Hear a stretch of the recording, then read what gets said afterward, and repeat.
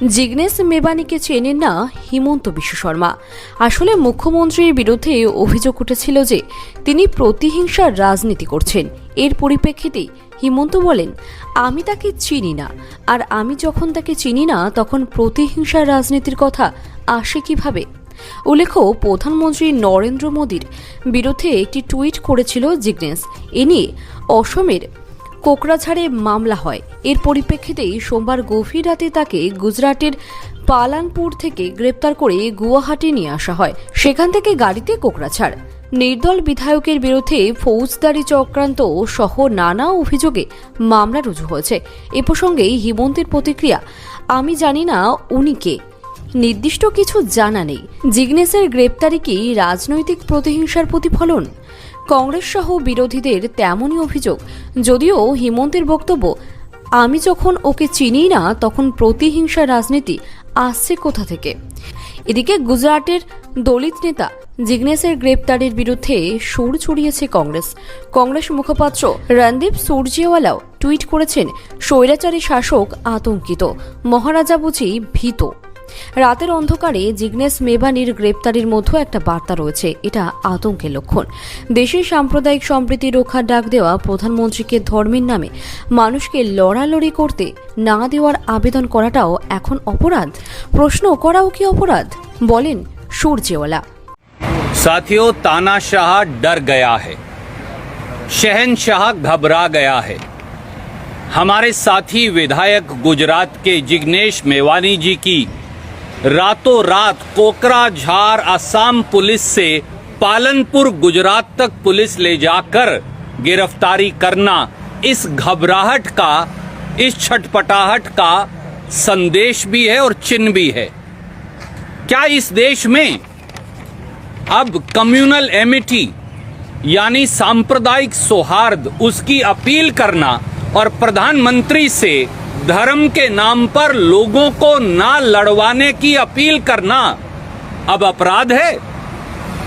क्या गुजरात के अंदर हिम्मतनगर हो या वेरावल हो, इनके अंदर जो सांप्रदायिक दंगे हो रहे हैं, प्रधानमंत्री से ये उम्मीद करना कि वो गुजरात आएंगे और बापू की, महात्मा गांधी की धरती पर शांति की अपील करेंगे, क्या ये अपराध हो गया है?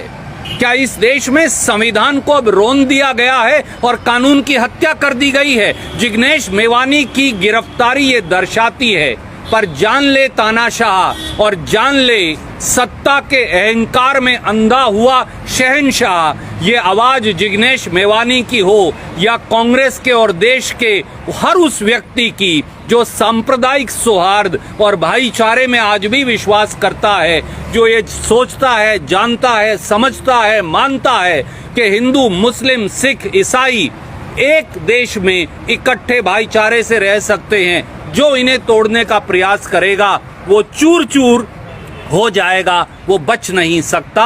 हमारी लड़ाई, हमारी जंग सांप्रदायिक सौहार्द की, भाईचारे की, धर्म से धर्म के टकराव की नहीं, धर्म से धर्म के प्रेम की सदैव जारी रहेगी। न मोदी जी इसे हरा सकते, न देश की और कोई ताकत।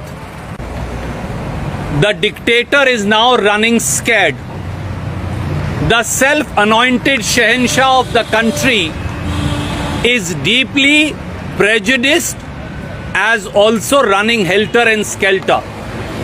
The arrest of our friend, colleague, Gujarat MLA Jignesh Mevani by police of Kokrajhar, Assam in Palanpur, Gujarat, just for a single tweet asking the Prime Minister to appeal for communal amity and brotherhood in Gujarat reflects the deep-rooted prejudice, the scare, the fear among those sitting in the citadels of power in Delhi today.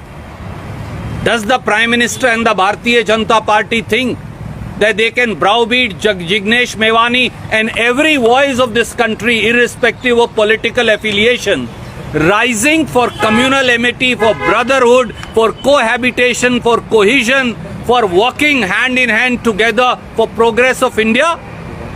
Do they think they can trample upon constitution and murder rule of law in broad daylight? Do they think that appealing for communal amity brotherhood and cohesion is now a crime in this country? Is only communalization and spreading hate and fear is the only mantra that this government does? This will not, these voices will not die down. They will not be cowed down. Whether it is of Jignesh Mewani or millions and millions and millions of Indians not necessarily belonging to political spectrum who want that India should progress, who want that India should walk hand in hand, who want that the differentiations of caste and religion should not block our path to progress rather than enhance it. And we shall continue this fight, Mr. Modi. We will not be cowed down. Mevani ji के साथ पूरी कांग्रेस और इस देश का हर सजग व्यक्ति कंधे से कंधा मिलाकर खड़ा है। हम लड़ेंगे, हम ना डरेंगे ना झुकेंगे। राहुल गांधी जी का सदैव एक निर्णय रहा है कि हम हर अहंकारी सत्ता के खिलाफ छाती अड़ाकर लड़ेंगे, ना डरेंगे ना झुकेंगे ना पीछे हटेंगे। जिग्नेश मेवानी को गिरफ्तार करिए, मुझे गिरफ्तार करिए, राहुल गांधी जी को गिरफ्तार करिए, कांग्रेस के और इस देश के हर उस व्यक्ति को गिरफ्तार कर जेल की सलाखों के पीछे भेज दीजिए जो इस देश में सांप्रदायिक सौहार्द चाहता है। पर ये देश, इस देश की मूलभूत सभ्यता पर आप आक्रमण जो किया है उसे कभी हरा नहीं पाएंगे। सर, इस पैटर्न को कैसे देखते हैं आप कि वहाँ आसाम की पुलिस गुजरात पहुँच जाती है, पंजाब की पुलिस दिल्ली पहुँचती है, कुमार विश्वास को नोटिस दिया जाता है, आपकी नेता अलका लांबा को नोटिस दिया जाता है, वहाँ जिग्नेश मेवानी को तो गिरफ्तार कर नहीं पहुँच जाती है पुलिस। इस पैटर्न को कैसे देख रहे हैं? ये अति दुर्भाग्यपूर्ण है इस देश में, संविधान के लिए भी, प्रजातंत्र के लिए भी और इस देश में विचारों की अभिव्यक्ति के लिए भी। अलका लांबा जी का या कुमार विश्वास जी का क्या कसूर है? क्या इस देश में अब सवाल पूछना कसूर हो गया? क्या आप 15, 20, 25, 50, 100 पुलिस के लोग और दिल्ली पुलिस पंजाब पुलिस के साथ कैसे मिली हुई है? ये भी एक सवाल उठता है। क्या ये कहीं मिली भगत से हो रहा है? ये भी एक सवाल उठता है। हमारे पंजाब कांग्रेस के अध्यक्ष, विपक्ष के नेता, हमारे पंजाब के प्रभारी, हमने इस बात का पूरा संज्ञान लिया है और अगर जरूरत पड़ी तो हम सब गिरफ्तारी देंगे। अगर सवाल पूछना इस देश में अपराध है तो जान ले सत्ता में बैठे हुए हुक्मरान, हम ये अपराध बार बार करेंगे। वहाँ पे सर कर्नाटक में जो लिंगायत मत के संत उन्होंने कहा है कि 30% कमीशन मांगे जा रहे हैं अनुदान के पर।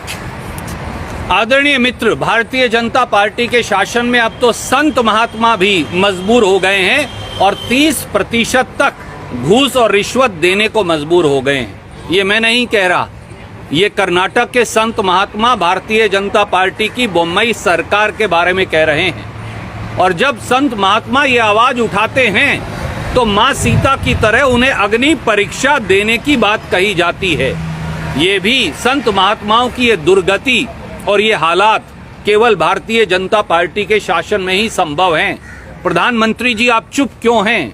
आदरणीय अमित शाह जी आप चुप क्यों हैं? आदरणीय जेपी नड्डा जी आप चुप क्यों हैं? ऐसी भारतीय जनता पार्टी की सरकार के मुख्यमंत्री बोम्मई से इस्तीफा क्यों नहीं मांगते? संतों और महात्माओं को अब सड़कों पर आप रुला रहे हैं और 30% घूस के लिए मजबूर कर रहे हैं और फिर अग्नि परीक्षा माँ सीता की तरह भी मांग रहे हैं। क्या ये घोर कलयुग नहीं तो और क्या है? सर, यूपी से चला बुलडोजर दिल्ली में आके रुका, वो भी सुप्रीम कोर्ट में जब आगे आया तब जाके कि बुलडोजर यूपी, एमपी और अब दिल्ली में भी हरियाणा में भी आज सुबह बुलडोजर चलने की खबरें आई हैं। अम्बाला के अंदर कहा गया कि ड्रग माफिया वाले जो लोग हैं उन पर बुलडोजर चलेगा। किस तरह देखते हैं पूरी कार्रवाई को? आदरणीय साथी, देश का दुर्भाग्य ये है कि अब चुनी हुई सरकारें संविधान से नहीं बुलडोजर से चलाई जाती है। अब प्रजातंत्र को बुलडोजर के नीचे हर रोज रौंदा जा रहा है। अब संविधान जो है उसके परकच्चे बुलडोजर की चेन के नीचे उड़ाए जा रहे हैं। अब कानून का शासन बुलडोजर का शासन में बदल दिया गया है। क्या इस देश में कोई कानून है? संविधान बचा है, तौर तरीका बचा है। कल जो जहांगीरपुरी में हुआ, आज अजय माखन जी, प्रदेश कांग्रेस कमेटी के अध्यक्ष, अनिल जी और हमारा एक हाई पावर डेलीगेशन इस समय जहांगीरपुरी गया भी है पूरी वास्तु स्थिति जानने समझने के लिए।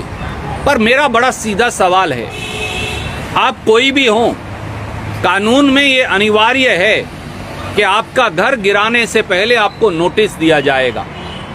जिस दिन आप ये प्रक्रिया पूरी करने के लिए भी धर्म और जाति के आधार पर मापदंड पैदा कर देंगे, ये देखने लगेंगे कि अमुक व्यक्ति हिंदू है, अमुक व्यक्ति सिख है, अमुक व्यक्ति मुसलमान या ईसाई है, अमुक व्यक्ति अमुक जाति से है, अमुक व्यक्ति दलित है, अमुक व्यक्ति बैकवर्ड है, अगर इस आधार पे बुलडोजर चलेगा तो माफ कीजिए ये देश चल नहीं पाएगा, क्योंकि आप पूरे देश की आत्मा को बुलडोजर के नीचे रौंद रहे हैं। इससे निंदनीय बात कोई हो नहीं सकती। धन्यवाद। Bureau report Tarang TV Bangla. Spice Money free ID ও Spice Money mini magic ATM এর সুবিধা নতুন করে বলার প্রয়োজন নেই। টাকা লেনদেনের ক্ষেত্রে অথবা গ্রাহকের কার্ড পেমেন্ট গ্রহণ করার জন্য অথবা আধার কার্ডের মাধ্যমে টাকা তোলার জন্য এটা এখন হাতে রুমালের মতো ব্যবহার করছেন গ্রাহককুল। আপনি যদি স্পাইস মানি মিনি এটিএম ব্যবহার করেন, কমিশন বাবদ বেশ কিছু টাকাও আপনার পকেটে ঢুকবে, সঙ্গে আপনার গ্রাহকের কার্ড পেমেন্ট গ্রহণ করে আপনার দোকানকে ডিজিটাল করে তুলতে সক্ষম হয়ে উঠবেন এবং আপনার গ্রাহকদের আরও বেশ কিছু আকর্ষণীয় সেবাদান করে গ্রাহকের সন্তুষ্টি লাভ করতে সক্ষম হবেন। তাতে আপনার দোকানে গ্রাহক সংখ্যা বৃদ্ধি পাবে। Spice money reserve bank of India দ্বারা অনুমোদিত, তাই সম্পূর্ণ সুরক্ষিত। আপনার টাকা লোকসানের কোনো চিন্তা নেই। মজার বিষয়, ইহাতে কোনো মাসিক বা বাৎসরিক কোনো ধরনের চার্জ দিতে হয় না। তাহলে দেখে নেওয়া যাক কি কি সুবিধা রয়েছে স্পাইস মানি ফ্রি আইডিতে। এটি ব্যবহার করে যে কোনো ব্যাংক থেকে এটিএম অথবা আধার কার্ডের মাধ্যমে টাকা উঠালে আপনি 10 টাকা পর্যন্ত কমিশন পাবেন। মানি ট্রান্সফারে পাবেন 1005 টাকা কমিশন। ফ্লাইটের টিকিট, রেলের টিকিট বা হোটেল বুকিং করলে পাবেন আকর্ষণীয় কমিশন। মাত্র 1200 টাকায় পেয়ে যাবেন আইআরসিটিসি আইডি। এছাড়াও পাবেন pan card apply, LIC payment, recharge, bill payment সহ বিভিন্ন ধরনের পরিষেবা। সবচেয়ে আকর্ষণীয় বিষয় হচ্ছে এই ফ্রি আইডি নিয়ে যারা কাজ করবেন তারা প্রত্যেকে অ্যাক্সিস ব্যাংকের একটা করে TDS free zero balance current account পাবেন। আর এই অ্যাকাউন্ট থেকে কোটি কোটি টাকা লেনদেন করলেও কোনো ট্যাক্স দিতে হবে না। সবচেয়ে বড় কথা হলো সিএসপি হিসাবে এই এটিএম ব্যবহার করে আপনি টাকা রোজগারও করতে পারবেন। আবার দোকানের কার্ড পেমেন্ট গ্রহণ করার জন্য এটি ব্যবহার করতে পারবেন। এবার প্রশ্ন হলো, এই স্পাইস মানি আইডি, মাইক্রো এটিএম ডিভাইস অথবা ফিঙ্গারপ্রিন্ট ডিভাইস আপনি কোথায় পাবেন? এর জন্য মোটেই টেনশন নিতে হবে না আপনাকে। আপনার ঘরের পাশে বরং আপনার হাতের কাছেই রয়েছে এই সুবিধা। জি হ্যাঁ, হাইলাকান্দি বড়ভূয়া মাল্টি সার্ভিসেস নামক স্পাইস মানি ডিস্ট্রিবিউটর অফিস থেকে ফ্রিতে স্পাইস মানি আইডি এবং মাত্র 2000 টাকায় মাইক্রো এটিএম ডিভাইস পেয়ে যাবেন। স্টক ফুরিয়ে যাওয়ার আগেই যোগাযোগ করুন। ঠিকানা বাওয়ারঘাট বাইপাস পয়েন্ট, লালা রোড, হাইলাকান্দি। হোয়াটসঅ্যাপে যোগাযোগ করার জন্য এই ভিডিওর পোস্টারে দেওয়া ফোন নম্বর নোট করে নিন। বড়ভূয়া মাল্টি সার্ভিসেস আপনাদের সেবায় সবসময় নিয়োজিত রয়েছে।